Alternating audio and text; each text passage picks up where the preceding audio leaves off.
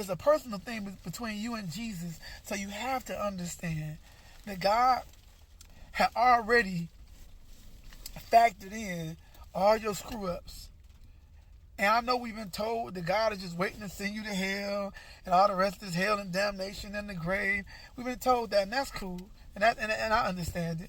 And I'm not taking nothing away from that. Because God is a God of justice too. You know, I believe that God will strive with people for only for so long. But there's also scriptures in the Bible that say He have mercy, we have mercy on. He had compassion, we have compassion on.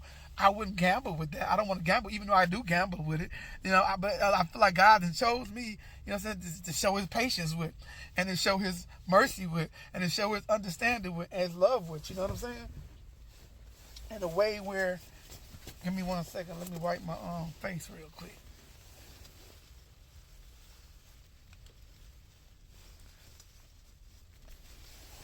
Yeah, I believe God has chose me to show His mercy and His grace and His love, you know, in a way to where other people can see if God can do this for me, He can do this for anybody.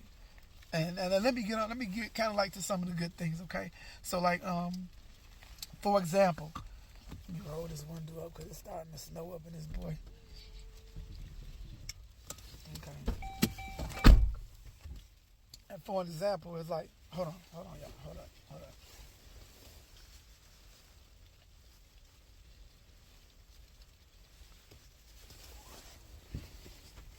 For an example, it's like all the goodness that God has shown me. For example, considering where I come from, I had no bank accounts, I had no money, I had no experience, I had no family that could save me, and none of that. Nobody was in a position. I don't come from a family of marriages. Nobody was in a position financially to help me get on my feet. I basically came home, 10 years ago to a blank canvas. I started all over from the beginning, even though I really didn't have a beginning because I was like in a deficit even before I went to prison. And so I came home with all this, right? Like even having a clean and beautiful house to live in. That I never had that. You know what I'm saying? Ever. So it's like that was like a big thing for me. And for those who can't relate, you just can't relate. To have a clean house that was roach free, no rats and stuff, and to have a nice car, I never had that. I had hoopties, and by the grace of God, I got them. You know, like I never had that. Like, and I'm just talking about coming home after. I'm talking about when I was growing up.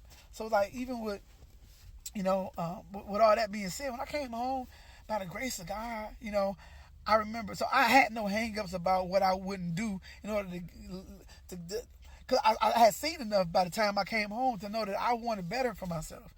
Even though I didn't know how to get it, I knew in prison, I built my relationship with God in such a way where God gave me wisdom. I remember reading a story about Solomon, and God asked Solomon what he wanted.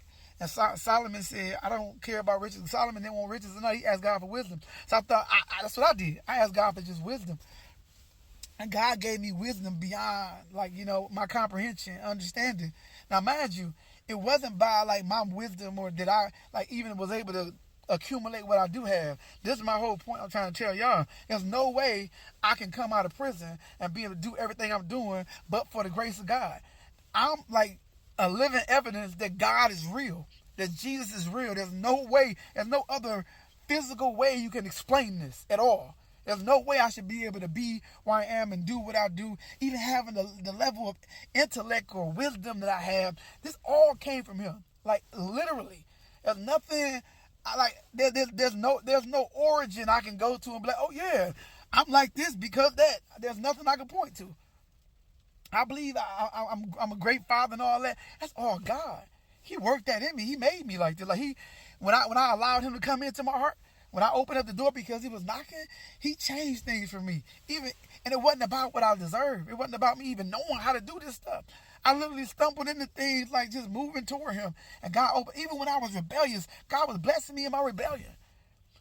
And because Him taking care of me was not dependent on me.